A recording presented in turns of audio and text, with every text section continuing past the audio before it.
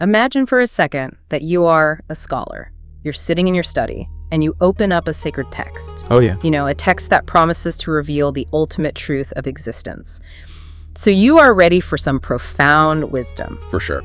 But right there on the very first page, you hit a word that is essentially gibberish. Yeah, just nonsense. It's just a random cluster of phonetic sounds completely foreign to your tongue. It's meant to mimic some dead language from the other side of the planet. And it means nothing in your culture. Nothing. Yeah. It carries zero weight. It just sits there on the page, completely breaking your immersion. Yeah. It's basically telling you, this text does not belong to you. Yeah.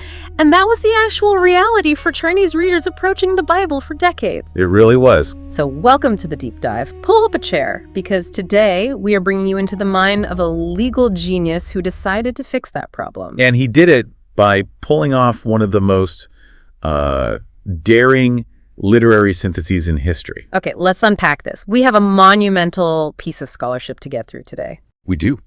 We are unpacking a brilliant academic dissertation by John Lindblom. Yeah. It's titled A Chinese Tunic for Christ. John C.H. Wu's incorporation of the Chinese classics in translating the Psalms and New Testament. That is quite the title. It is. And our mission today is to look at how John C.H. Wu took the Christian Bible, specifically the Psalms and the New Testament, and translated it. But not just translating the words, yeah. No, not just into the Chinese vocabulary. Yes. He translated into the very soul of Chinese classical literature. Because we are not talking about a straightforward literal translation here. I mean, it's not a mathematical equation. Definitely not. You don't just swap an English word for a Chinese one and call it a day. No, and Lindblom frames this entire achievement around two very striking metaphors. Yeah, let's start with Wu's own stated goal. So Wu said he wanted to weave a Chinese tunic for Christ. A tunic? Yes. He envisioned creating a seamless robe that was beautiful, highly wearable, and undeniably distinctly Chinese. That specific metaphor of the tunic is super interesting to me. It's crucial for understanding Lindblom's thesis. Because a tunic, especially in the context of ancient garments, it's a very intimate thing. Yeah, that drapes over the body. Yes, it takes the shape of the person wearing it. It is not mass-produced, it's not rigid. So by calling it seamless robe, Wu is saying he didn't want the text to feel like a patchwork quilt. Yeah, exactly. I mean, yes, that is true. Yeah. He didn't want foreign ideas stitched clumsily onto Chinese grammar. He wanted it to feel woven from a single, unbroken thread of Chinese cultural heritage. Indeed. But to give you a sense of the sheer scale of what Wu was doing, Lindblom adds a second metaphor. Okay. And it's incredibly potent. He compares Wu's translation to Antoni Gaudi's Basilica of the Sagrada Familia in Barcelona. Oh, wow. I've actually stood in front of the Sagrada Familia. Have you? Yeah, and it is this massive, mind-bending piece of architecture. It is stunning. It feels like a forest made of stone. But how on earth does a translation of a book compare to a towering, unfinished basilica? The connection really lies in the concept of inculturation, at least how Lindblom defines it. Inculturation. Yeah, and we have to separate inculturation from mere synicization. What's the difference there? Well, synicization is just the functional part. It's like just translating words into Chinese characters. Yes, just so people can achieve a basic level of comprehension. You swap the nouns and verbs. Got it. But inculturation, in Wu's hands, is a sacred art. It is this arduous, deeply creative process. Taking the established traditions, right. I mean, taking the cultural texts. Yes, taking the ancient textual traditions of Chinese culture. We are talking about the philosophical bedrock of Confucianism. And Daoism and Buddhism, too. All of them. Taking their profound philosophical weight and using it to build a structure for Christian theology. So he is using the foundation stones of Eastern philosophy to build a home for Western theology. That is a great way to put it. But I have to ask a challenging question here because that sounds really risky. It is very risky. If you dress a historical religious concept in entirely foreign cultural clothing, don't you risk changing the core concept itself? That is the big question. Like, it reminds me of staging a classic Shakespeare play, say, Hamlet. Okay, Hamlet. But putting it in a futuristic, neon-lit sci-fi setting on Mars. Oh, I see where you're going. Sure, the actors are speaking the same lines, but doesn't the sheer weight of that startling new aesthetic end up overwhelming the original text? Yeah. Does the medium just swallow the message whole? That is a very fair critique. And it really is the central tension of any daring translation project. The risk of the medium overwhelming the message? It is always there. But Lindblom argues that Wu navigated this danger with an incredible sense of humility and paradox. Humility and paradox. How so? Think back to the Sagrada Familia analogy. Okay. When Gaudi designed that basilica, he took traditional Gothic architecture. Which is very rigid, mathematically strict. Very established. And he infused it with organic, startlingly new natural forms. Yeah, he made columns look like twisting tree trunks. Yes. But he didn't destroy the Gothic cathedral. He just reinterpreted traditional subject matter creatively. Oh, I see. Wu did the exact same thing with text. He wasn't trying to erase the original Hebrew or Greek meaning. He was trying to find the deepest, most resonant chords in Chinese culture. Yes, chords that could vibrate at the exact same frequency as the ancient scriptures. Finding the same frequency. I like that. He deeply believed that the profound truths found in these vastly different traditions could harmonize. Without destroying each other. Yeah, without destroying each other. But if you are going to attempt a project with the structural complexity of a cathedral, you need a master architect. You really do. I mean, I imagine someone who undertakes a project like this must be a lifelong theologian. You would think so. Maybe some monk who has spent 50 years studying ancient Greek manuscripts in a monastery somewhere. That would be the logical assumption. But according to Lindblom's timeline, that isn't who John C.H. Wu was at all. Far from it. His factual life story, as Lindblom details it, is just a timeline of immense, varied intellectual achievement. And very little of his early career was spent on theology, right? Almost none. John C.H. Wu was an international legal scholar. A legal scholar? He was a judge. In fact, he was a principal drafter of the Republic of China's constitution. Wait, a constitutional drafter? Yes. And later in his career, he even served as China's delegate to the Vatican. Okay, that completely shifts my perspective on how he must have approached language. How so? Because if you are drafting a constitution for an entire republic, you are essentially engineering the DNA of a nation's legal system. Yeah, the stakes are incredibly high. Every single noun, every comma, every verb has massive cascading implications for millions of people. Yes. You have to anticipate how a word might be misinterpreted 50 years down the line. You can't just be a poet. No, you have to treat language like high-stakes code. Exactly. I mean, yeah, that makes total sense. That legal precision is really the defining characteristic of his intellect. It must have been. And Lindblom highlights another fascinating detail. Wu maintained a 14-year intellectual correspondence with U.S. Supreme Court Justice Oliver Wendell Holmes. 14 years. 14 years. You don't keep up a correspondence with one of the greatest legal minds of the 20th century just to chat about the weather. No, you definitely don't. That is a sustained, rigorous engagement with jurisprudence and philosophy at the absolute highest level. It speaks volumes about the sheer caliber of his mind. Wow. And what is vital for our understanding of his translation work is his dual immersion. Meaning he wasn't just highly educated in one area. Yeah, he was fully immersed in both Eastern and Western intellectual traditions. So he received a traditional Chinese education. Yes, which meant he was steeping himself in the classical texts, the poetry, and the philosophy of his heritage from a very young age. But he also excelled in Western learning. He studied law in Shanghai and then went on to study in the United States and Europe. So he is reading philosophy, poetry, and jurisprudence across multiple cultures. Yes. And it wasn't actually until 1937, later in his life, that he converted to Catholicism. So we have a man who understands the rigorous, load-bearing structure of law, Yeah.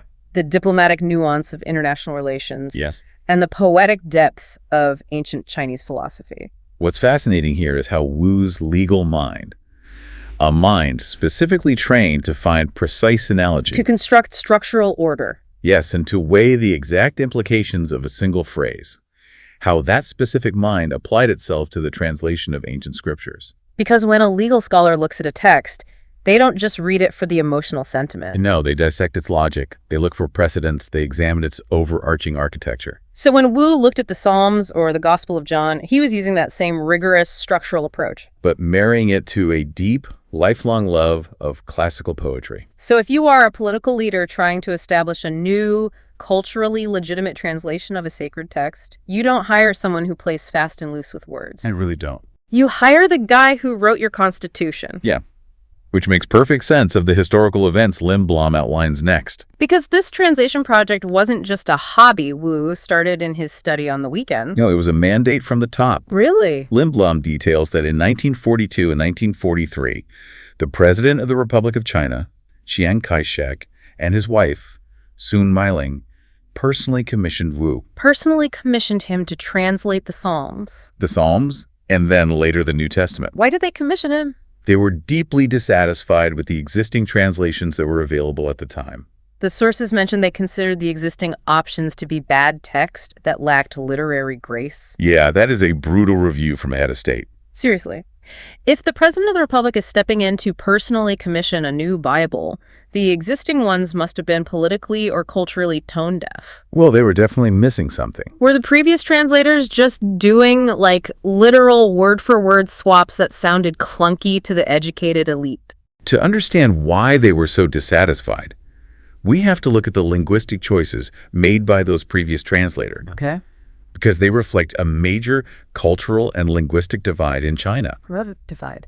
Lindblom explains the distinction between Baihua and Wenyan. Baihua and Wenyan. Yeah. So Baihua is the vernacular. It is the everyday spoken language, the way people converse on the street. Okay, the common tongue. Yes. And Wenyan is classical Chinese. Yeah. It is an ancient, highly condensed, literary written language. Very formal. Very formal. Many previous translation efforts, such as the Protestant Union version or the Catholic Studium Biblicum version, they were part of a specific movement. A movement to do what? To make the Bible highly accessible to the masses. So they translated it into the vernacular, the Baihua. Which makes logical sense if your goal is mass distribution. For sure. You want people to be able to read the text in the language they actually speak to their neighbors. It does make functional sense for basic literacy. But for highly educated readers, for scholars, diplomats, and leaders who are steeped in this rich, millennia-old literary tradition of China, a vernacular translation can feel incredibly flat. It feels pedestrian. It lacks the poetry, the rhythm, and the historical resonance of classical literature. So Chiang Kai-shek and Sun Meiling wanted a text that commanded literary respect. Yes, a text that felt sacred and elevated. Therefore, Wu deliberately chose to translate using Wenyan, the classical style. He didn't just want to make the Bible readable. No, he wanted his work to sit on the very same literary shelf as the ancient Chinese classics. Demanding the exact same level of intellectual and aesthetic engagement from the reader. Yes. He wanted to elevate the text so it couldn't be dismissed by the intellectuals. And Lindblom's dissertation breaks down how Wu achieved this through different translational philosophies depending on the specific book he was working on. Because different books need different approaches. Yeah. For the Psalms, Lindblom classifies Wu's approach as dynamic equivalence. Dynamic equivalence, that term seems essential. It is. Dynamic equivalence focuses less on a rigid, word-for-word, literal translation. And more on recreating the aesthetic and emotional experience for the target audience. Yes, because the Psalms are fundamentally songs.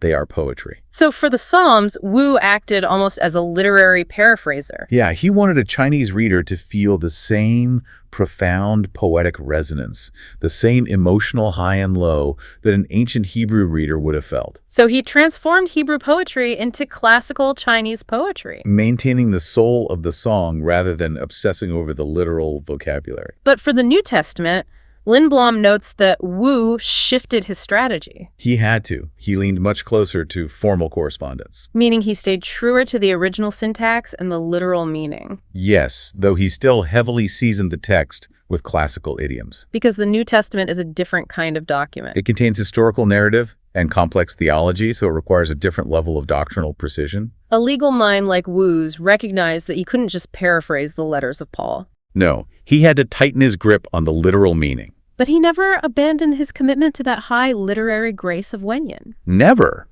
And it is important to note that this highly classical literary approach was not just some niche academic exercise that was ignored by the broader church. He wasn't. No, it was validated at the highest institutional levels.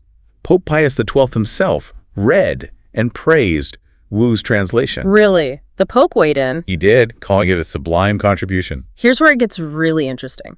Choosing a classical language style, committing to Wenyan, is one thing. Yeah. It sets a formal tone and establishes a sophisticated atmosphere.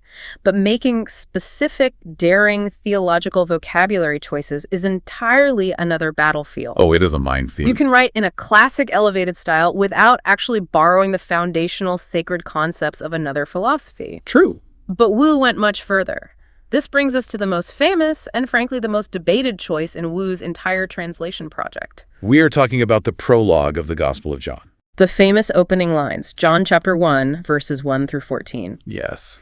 In the beginning was the Word, and the Word was with God, and the Word was God. That is how it is almost universally translated in English. But the original Greek text uses the word logos for the word. Logos? And as Lindblom details, logos was a notoriously difficult, stubborn concept for previous Chinese translators to grapple with. Why was it so difficult? It was such a hurdle that earlier translators sometimes gave up on finding a Chinese equivalent altogether. Wait, they just gave up? Yeah, they resorted to awkward phonetic transliteration. Oh, no. They would take Chinese characters that sounded vaguely like the Latin word verbum, which means word, and they would string them together to create the phrase "wurpeng." Wurpeng. So, like the scenario we talked about at the beginning. Yes. A Chinese reader opens this sacred text hoping for enlightenment and hits a word that means absolutely zero in their own language. It is just a cluster of sounds meant to mimic Latin. That's the definition of alienating. It completely shatters the illusion that this text has any relevance to their life or history.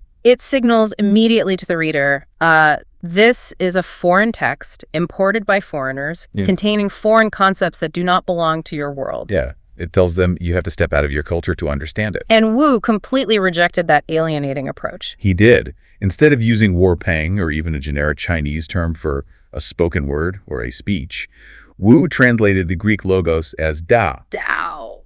Yes. His translation of the prologue reads, "In the absolute beginning was the Tao." Dao, as in Daoism, the path, the way. The very same.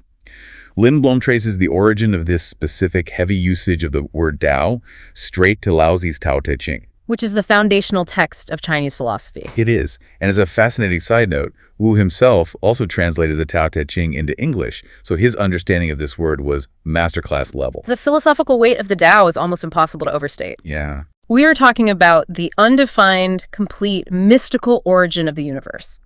It is the concept of a reality that existed before heaven and earth were even formed. Yes. It is the ultimate reality, the path, the way the universe operates and breathes. It is a massive, ancient, deeply established philosophical concept that has guided Chinese thought for millennia. It is the absolute bedrock of Chinese mystical and philosophical tradition. It really is. But I have to push back here because this feels like he is crossing a very dangerous line. Okay, let's hear it. By using Dao, a term so fundamentally tied to Laozian Taoist philosophy, isn't Wu essentially claiming that the Christian God is the ancient Chinese path? It sounds like it, yeah. Isn't he turning a Christian text into a Taoist one? Let me try another analogy. Go for it. Imagine taking a modern, rigorously reviewed textbook on quantum physics, Okay. but translating it using exclusively the terminology of medieval alchemy. Oh, wow. You use words like philosopher's stone or transmutation to describe subatomic particles and nuclear fission. I see. You might capture some vague, poetic sense of matter-changing states, but you are importing a whole universe of historical, mystical baggage that fundamentally alters what the physics textbook actually is. Yeah, that makes sense. Doesn't the Tao carry too much of its own ancient baggage to be used for a first-century Greek concept? That tension is exactly what makes this translational choice so brilliant. And it is a tension Lindblom addresses head-on in his analysis. Okay, how does Lindblom defend this? To understand Wu's defense of this daring move, we have to look at the methodology of the original author, John the Evangelist. John himself. Yes. Lindblom makes the crucial clarifying point that Wu was not doing something unprecedented or rogue. He was actually faithfully imitating the translational strategy of the gospel writer himself. Wait, how does that work? How was John translating anything if he was writing the original text? Well, when John wrote his gospel in Greek for a first-century audience, he chose the word logos. Yeah. But we have to remember that logos was not a blank slate in the ancient world. Oh, it had its own history. It had a deeply established philosophical history in Greek Stoicism and Hellenistic philosophy. Really? Yeah, for hundreds of years before John wrote his gospel, logos meant the principle of order and knowledge in the universe. It was an abstract cosmic force. So it already had all that baggage. Yes. John took this pre-existing, heavily loaded Greek philosophical concept baggage and made a shockingly bold, scandalous claim. He said that this cosmic logos became flesh and blood in a specific human being in history. Yes, So John hijacked a Greek philosophical term to explain a radical new theology to a Greek-speaking audience. He used their own cultural vocabulary to introduce something entirely new. He baptized the term, he repurposed it. Wow. And Lindblom argues that John C.H. Wu did the exact same thing with the Tao. So he looked at what John did with logos and just repeated the maneuver with Tao. Yes. Wu intimately understood the Taoist concept of the Tao as an impersonal, undefined cosmic force. But in his translation of verse 14, the word became flesh. Wu explicitly states that the Tao became a human person. By doing that, he added a personal, incarnate flesh and blood nature to a previously abstract, impersonal Taoist concept. He is essentially looking at the Chinese reader and saying, you know this ultimate truth you have been seeking for millennia. This Tao that Laozi wrote about, this invisible path of the universe. Let me tell you its actual name, and let me tell you that it didn't stay invisible. It walked among us. If we connect this to the bigger picture of Lindblom's thesis, Wu is performing a masterful act of cultural synthesis. He is not diluting Christian theology into Taoism. No, he is arguing that the profound intuitions of the ancient Chinese sages were always pointing toward this same ultimate reality that is revealed in the Christian scriptures. The Tao is the perfect vessel for the Logos because they function similarly in their respective philosophical ecosystems. Yes, both are ancient. Both represent ultimate order. And both are completely transformed when an author claims they took on human flesh. Exactly. I mean, yes, that is the core of it. So the Tao is the most famous example of Wu borrowing from Chinese philosophy. It is. But Lindblom's dissertation proves it was far from an isolated incident. Wu didn't just drop the Tao into the prologue of John and call it a day. No, he didn't. The text is essentially a vast, intricate tapestry woven from hundreds of ancient idioms and classical touchstones. He embedded this philosophy into the very fabric of the text, page after page. This is where we see the master weaver, truly at work, stitching that seamless tunic we talked about earlier. Okay, let's look at the threads. Lindblom dedicates a significant, highly detailed portion of his research to breaking down Wu's use of Chengyu. Chengyu. Yes. Chengyu are four-character set phrases. They are idioms deeply embedded in the Chinese language that carry centuries of historical, moral, and literary context. So a single four-character phrase can evoke an entire historical narrative or a complex moral philosophy. Yes, they are incredibly dense with meaning. Wu utilized these extensively, drawing direct borrowings from the Sanjiao, the three teachings, Confucianism, Daoism, and Buddhism, as well as from ancient poetry. Let's spend some time on the mechanics of this, because the specific examples Lindblom provides are fascinating. They really are. Let's look at his borrowings from Confucianism, specifically from the Analects.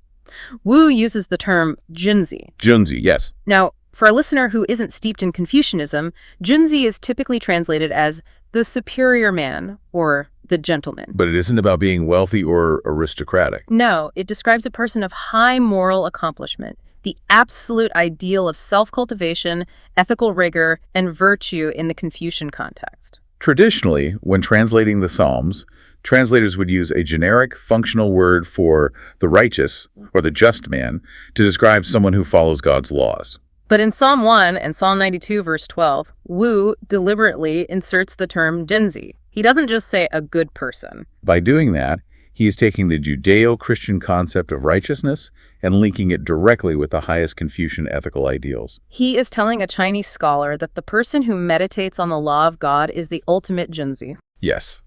He is mapping biblical morality onto the Confucian moral compass. It is a profound harmonization of two distinct moral universes. It is.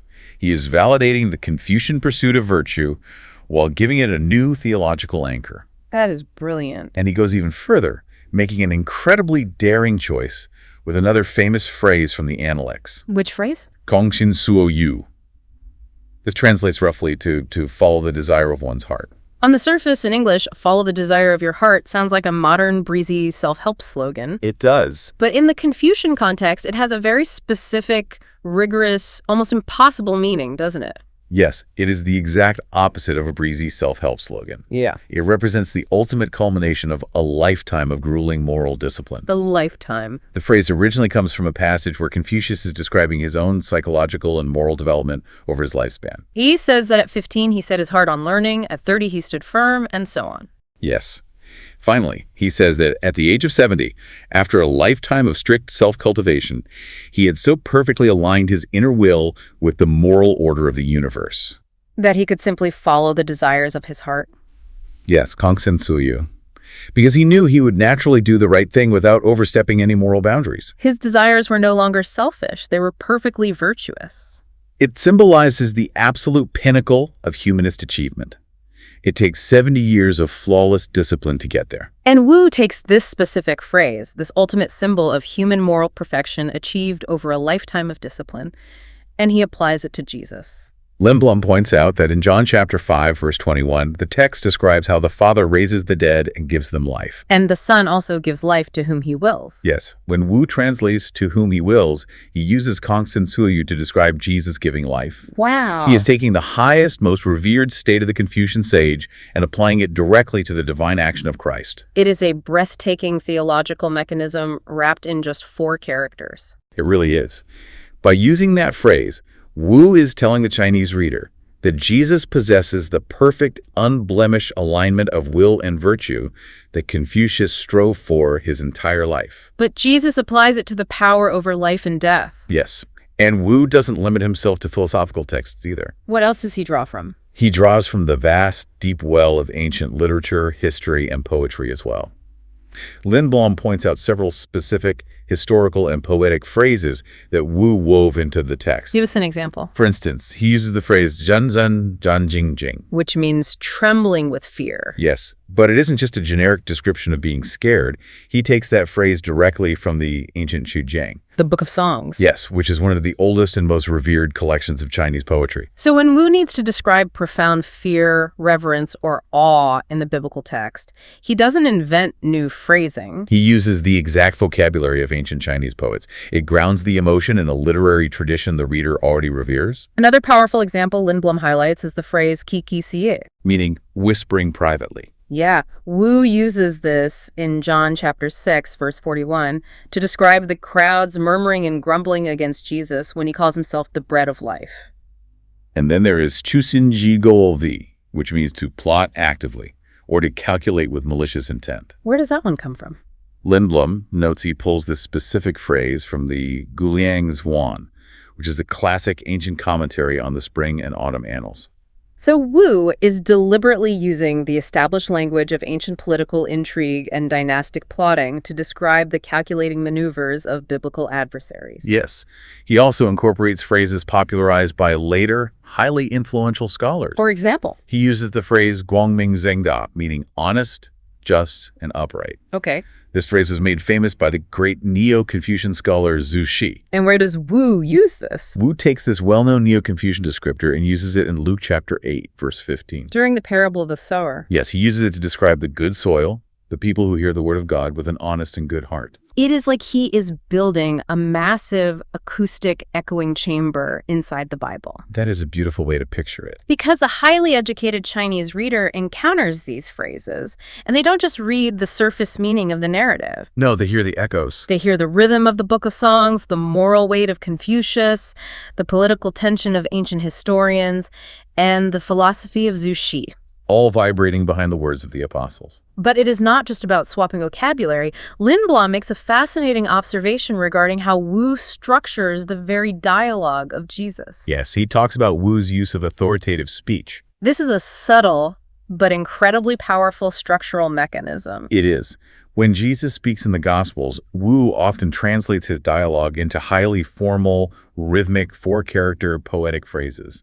And we have to understand that this is not how ordinary people spoke in the street. Not even in ancient times. This rhythmic, structured brevity is specifically how the words of ancient Chinese sages, emperors, and wise rulers were recorded in classical historical texts. It is a literary device used to signify supreme authority. It confers an immediate subconscious sense of gravity.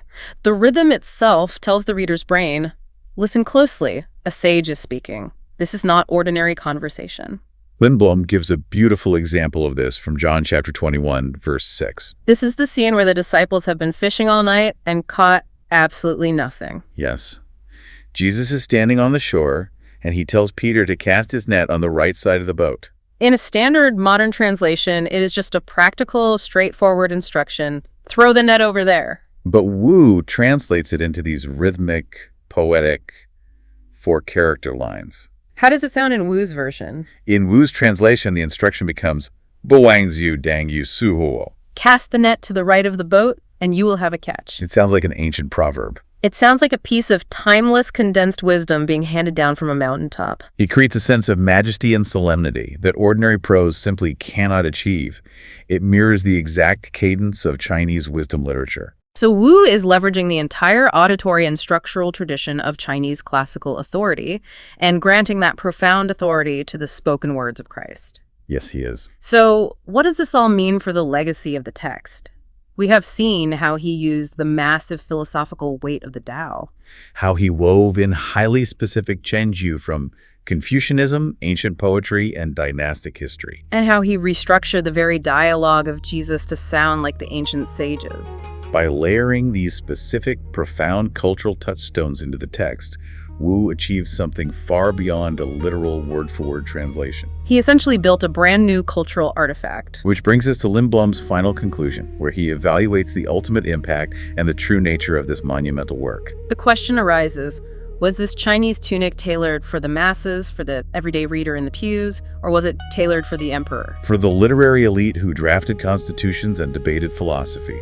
Given everything we have discussed, the density of the classical references, the profound philosophical mapping of the Tao, the reliance on Wenyan rather than the vernacular Baihua, it clearly demands an enormous amount from the reader. Lindblom suggests that Wu's translation is profoundly synthetic. It is a highly personal statement of faith and intellect. And a creative development rather than a strict philological academic exercise. Because of the sophisticated, elevated language and the incredibly dense layers of historical and literary allusion, it requires a very high educational level to fully appreciate all its nuances. It is not the translation you hand to someone who's just learning to read, No. or someone looking for a quick, breezy summary of the gospel narrative. It is dense, it is challenging, and it demands that the reader bring their own cultural knowledge to the table. That is true. But that reality does not diminish its value. In fact, it defines its specific, unique brilliance. Lindblom concludes that Wu's translation remains a true masterpiece of enculturation. An enduring physical testament to the profound respect Wu held simultaneously for the Christian scriptures and for his native Chinese cultural heritage. He simply refused to believe they had to be at war with one another. He believed that the deep, resonant truths found in the Chinese classics and the truths of the Bible were not in opposition. They could be brought together, painstakingly woven into that seamless robe. He saw them as different expressions of a unified reality. This raises an important question. One that goes beyond theology, beyond linguistics, and touches on the very nature of human communication and historical memory. Consider how the survival and the transmission of our most ancient, cherished texts depend entirely on the linguistic vessels we built for them. Yeah. When a text, any text, crosses a border into a new language and a new culture, it must, in a way, die in its original form. The original sounds, the original cultural idioms, the specific historical context of the author, all of that is stripped away. It has to die to be resurrected in a new language. Yeah. John C.H. Wu's masterpiece forces us to look closely at that resurrection and ask a difficult question. Does a master translation merely transport a text into a new culture, like shipping a sealed crate across an ocean? Or does it actually fundamentally rewrite the cultural memory of the civilization that received it?